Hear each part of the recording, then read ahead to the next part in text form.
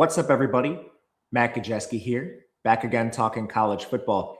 And today is a very special day. This is the breakdown for Army, Navy, America's game. We're also going to talk the first bowl game, Boise State versus Washington. I don't know why we no longer have the standalone tradition of Army, Navy. I suppose it is just the season getting longer, but we'll talk both of those December 13th games. Before we get started, if you enjoyed this content, please consider liking the video or subscribing to the channel. Those two things help a small channel like this immensely as we try to get more eyes on the videos in front of more people. So thank you if you have done that.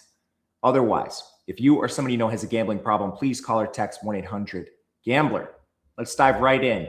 Army versus Navy, one of my favorite games of the entire season, is upon us, and Navy is a 6.5-point favorite with a total of 38. This game is being played in Annapolis.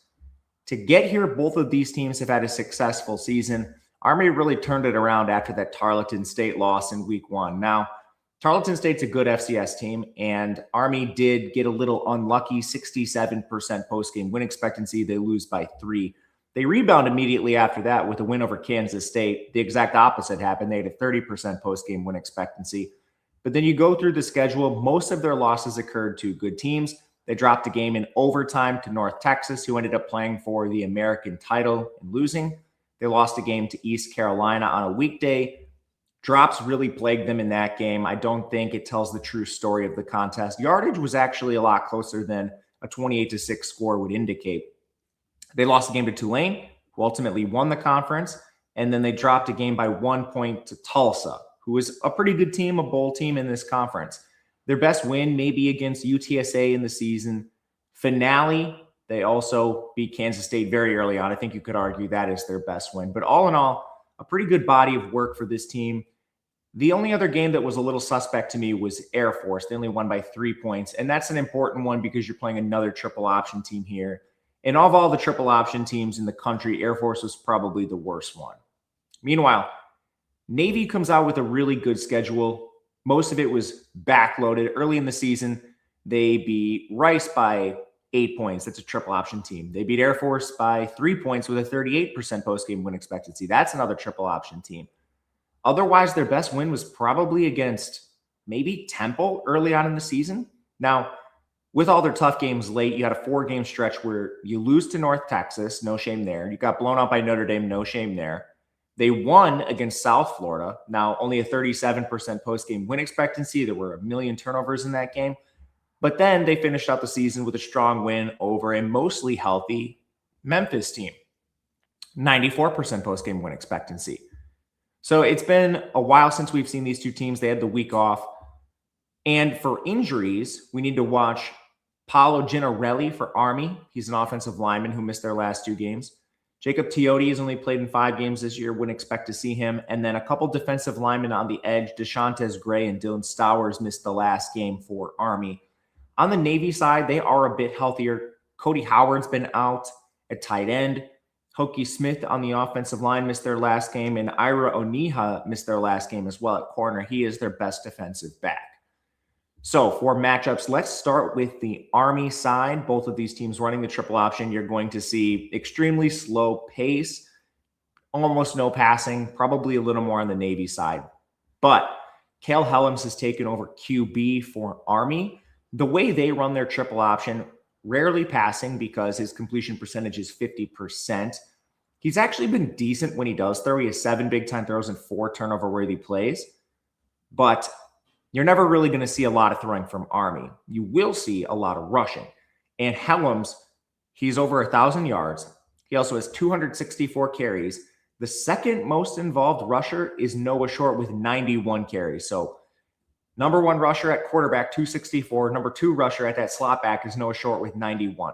That is how this option functions. You could see as many as 40 running back carries, but they're not going to a running back. They are going just straight up to Helms at that QB position. It's a very wild version of the triple option with the quarterback being super important to it. When Helms does not have the ball, Noah Short has been a dynamic slot back. He's up to 6.1 yards per carry. He's also probably the best pass catcher, 279 yards there. Brady Anderson is an actual true receiver to know. He has 350 yards. But the offensive line has not been ideal for this team. You know what? That's probably the wrong way to say it. They're really good at run blocking. That is what they're supposed to do. They're 93rd in pass blocking. That probably doesn't matter as much because they're not throwing the ball. So I'll rephrase that. This is a good offensive line based on what they want to do. They do have 3 really good players too. Will Jeffcoat at guard, Brady Small at center, Teddy Williams at right tackle. And then you're filling that out with average players. And that's all in terms of run blocking. So now you face Navy's defense. I think this unit has gotten better is probably the best way to say it. Their weakness is against the run, and I think that's evidenced by competitive games against Air Force, who was not really a good team, and you know what Air Force is doing every single play. But Navy comes in with the 117th ranked defense. The 114th ranked run defense is the really important note to watch. Now, we did talk about 2 triple option teams Navy's faced. They played Rice, held them to 3.1 yards per carry, but Air Force was at 4.7. So that's at least worth mentioning. Some triple option teams have found success against Navy. Coverage, they're really bad as well. I don't think that matters too much in this game. As far as the personnel up front, you are really relying on Landon Robinson, their stud defensive tackle, to clog everything up on the interior. But this defensive line has weaknesses for sure. There's no way around it. Outside of Landon Robinson, there are plenty of holes. Then at linebacker, it's basically Coleman Cauley. The other linebacker they use, Mark Anthony Parker, has been a little bit weaker. I'm not really sure it matters in this game. And then you get to the secondary. Ira Aniha being out is definitely not helpful, but he might be back here. We don't know. And again, you're not really probably going to see a lot of passing, so I'm not really worried about the secondary being really bad here. It's going to matter how they fit the run game. So that's Navy's defense. All that to say, to sum it up in one point, I do think Army's offense has some success. But the problem is the best unit on the field, without question, is Navy's offense, led by Blake Horvath, and he can actually throw. He has a 61.5% completion percentage. He's averaging 10.5 yards per attempt, 10 Big Ten throws, 4 turnover-worthy plays. He's a much better passer than we typically see from these service academies. Now, on the ground, this team is elite. You're top 20 in both rushing and receiving. Horvath is a big part of that. He's over 1,000 yards. Average is over 6 yards per carry. They do use more of their backs than Army. You're going to see Texa, the fullback, he's at 5.8 yards per carry, 772 yards. Heidenreich plays that slot back position. He's at 409 rushing yards. He's also the best receiver. He has 805 receiving yards. So this is a 1,200-yard guy in total. He's a dynamic weapon. Another slot back, Brandon Chapman, he's at 406 rushing yards. They have a lot of situational weapons. And unlike Army, where you know Helms is getting the ball most plays, you don't know where the ball is going with Navy. And to see them 15th in receiving efficiency, that's pretty wild too. Most of that coming on the shoulders of Heidenreich. So this offensive line, it trails Army's a little bit. They're 42nd in run blocking. They've battled some injuries that we mentioned. They're missing their left guard. I'm not sure if he'll return in this game. But if he's in there, you have 4 average starters, around average. Some are a little above, some are a little below. The only player who lags a little bit is left tackle Sean Crowley. Overall, I think the offensive line will probably be good enough to stop Army or have success against Army because the weakness of that defense is also up front. They're 121st in run defense. So both of these defenses pretty weak up front. Now, Army played 1 triple option team. It was Air Force. They did a better job against Air Force than Navy did, only 3.5 yards per carry. But otherwise, they've been gashed by a lot of teams on the ground. They have 1 decent player in their front 7, similar to Navy. This is Cody Harris-Miller. The rest of this front 7 you can definitely beat, and that's how you see this defense coming in so low at 119th, 121st against the run, 132nd in pass rush. They start 4 seniors in their secondary. They've all been bad, so again, not expecting Navy to throw, but as it pertains to this game, Navy probably has a little more success throwing than Army. With the weaknesses everywhere, Navy should kind of run up the score to whatever they want. Now, this is still a service academy on service academy, so run the score up. That probably means like scoring 21 points, but Navy still should have the success here. We played Navy -4.5 last week when the game debuted, but I think you can play this under a touchdown. If this gets to 7, crosses 7, that's where I'm pausing. because of the nature of this game and how these two teams play.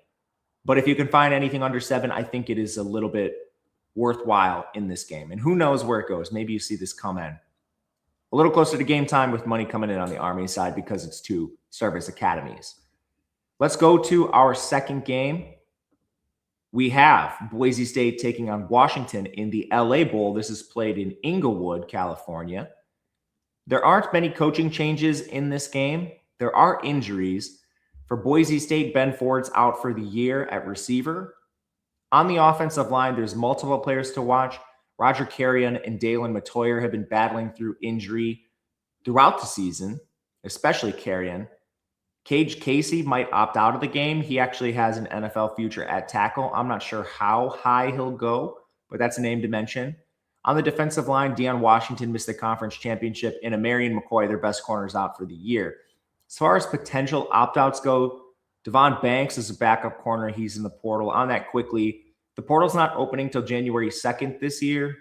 Last year, it was already open when Bowl started, so the late portal opening gives players a chance to play in their bowl game without having to announce their intentions. It should lead to less opt-outs. We'll see how that actually plays out. But that's the hypothetical why you move the portal into January rather than have it in December.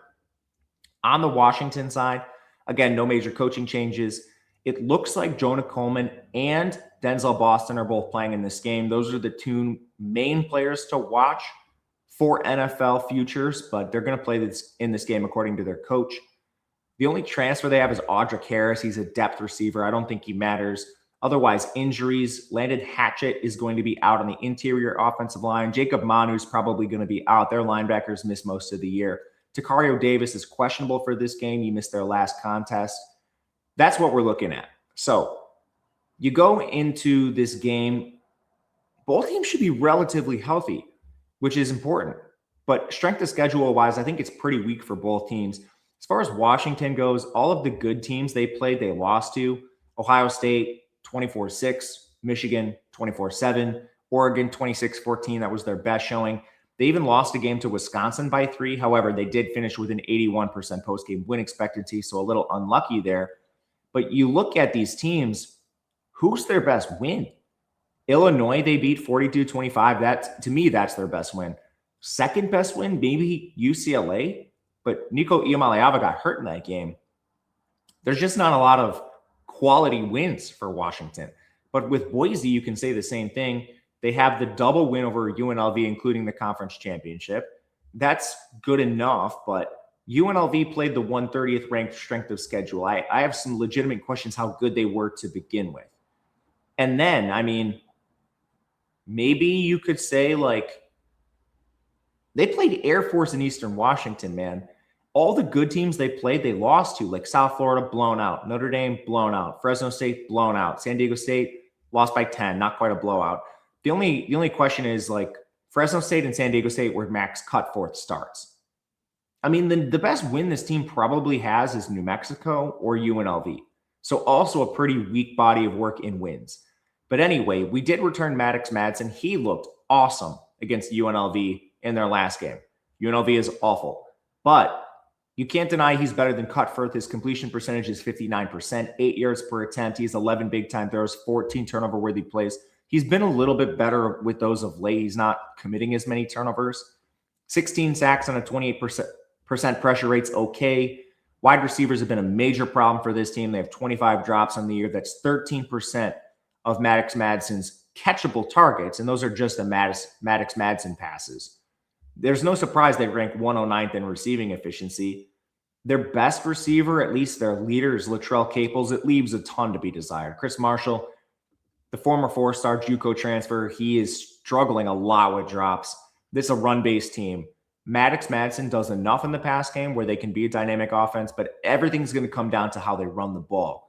And they have 3 good runners, Dylan Riley, Sire Gaines, Malik Sherrod. Sherrod's more of a pass-catching back, but all 3 are above 5 yards per carry. They will run a little hot hand. Recently, that's been Dylan Riley. And the offensive line is skewed a little bit more towards run blocking. They're 31st there, but 109th in pass blocking. Again, the biggest question on the offense is the offensive line. You have a stud in Cage Casey. We don't know if he plays. You have an awful right tackle in Dalen Matoyer. He's been hurt. And then what happens with the interior? Do the banged up players actually see the field? I think they kind of try to. At least that's what their coaching staff has indicated. But this is the biggest question. We just don't know. Now, Washington's defense has played a little better of late. They've jumped to 43rd, 58th in run defense, 59th in coverage. It's basically balanced across the board, just a little above average. They've been blasted by good offenses. Dante Moore was at 9.9 yards per attempt, and he's Dante Moore. Other than that, they've been okay. Run defense has held all of their last 4 opponents to 3.3 yards per carry or worse since their bye. But early in the season, Michigan got them 4.7. Illinois got them 4.8. It's hard to say. I think they're probably a little in between. Up front, Zach Durfee and Deshaun Lynch are solid on the edges. They're going to run a 4-man interior rotation. And they've gotten some better play out of young players lately, like freshman 4-star Zadrius Rainey-Sale has been very good in the linebacker room. I think the best way to beat Washington right now is throw the ball over the top. You have one solid corner in Ephesians Prysock.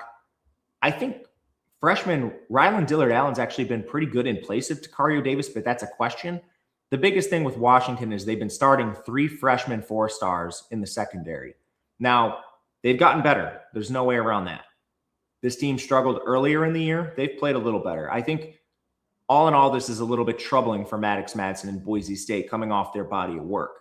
On the other side, offensively, Washington should be able to score points. Damon Williams, he's up to a 70% completion percentage, 8.6 yards per attempt.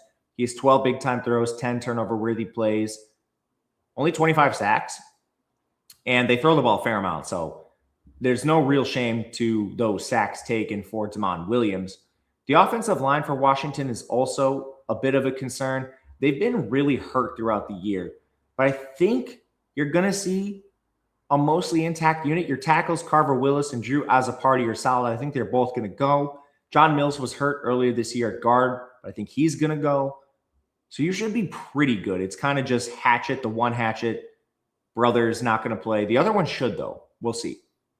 Anyway, that lays a foundation for a run game that's top 15. And if Jonah Coleman's limited, Adam Muhammad has been awesome in his place. He's up to 5 yards per carry. Coleman was banged up at the end of the year. Damon Williams is a key part of this run game. He's at 4.5 yards per carry. You have your NFL receiver, Denzel Boston, expected to play. And honestly, Desmond Roebuck has been pretty good as a wide receiver, too, as he's developed. So top 15 skill players really across the board with their studs expected to go. Boise's 81st in defense. They're 124th in run defense. They've allowed over 5.4 yards per carry in 3 of their last 4 games. That's how you beat them. That's what Washington does best, is run the ball. They're a balanced team, but with Jonah Coleman, Muhammad, and Damon Williams, it's a dynamic 3-prong rushing attack. Now, Boise has a very good secondary. They're 18th. I think they've shown a few more cracks recently because they lost their best corner, Amarian McCoy. But Jeremiah Irby and Ty Benefield are still pretty good. The path of least resistance is definitely up front, where the only guys I'm really trying to avoid are Max Stieg and Jaden Virgin Morgan. They're edge rushers. The interior's a mess. Linebackers are a mess. Notarani's more of like a run stuffer, and he's not even that great there. I think Washington State really scores as many points as they want in this game. Only reservation, I don't want to get caught with my pants down if Denzel Boston plays like a quarter. That's happened a couple times. Cam Ward did it last year. With these NFL guys, you really don't know how much they're playing. But to give you some mathematical perspective, we make Washington minus 14.9. That is with everyone in the game playing a full-time role. That is volatile. We don't have the answer, but that's why we lean Washington. We also have some value on the over. We make this closer to 60, but again, that would be if everyone plays in this game. Both defenses have their questions, especially Boise. Pace is not bad. Both are around average. And offensive efficiency, they'll have the advantages in this game. So that's where we lean. I'm going to push this closer to kickoff with the unknowns. We'll be doing that a lot for many of the bowl games, but that's where we lean. Washington and the over in this contest. We'll ride with Navy as our surefire bet. But thank you guys for watching. Appreciate you very much. If you have any feedback, please leave it in the comments. Otherwise, we'll be back talking more bowls soon. Until then, good luck. We'll see you later.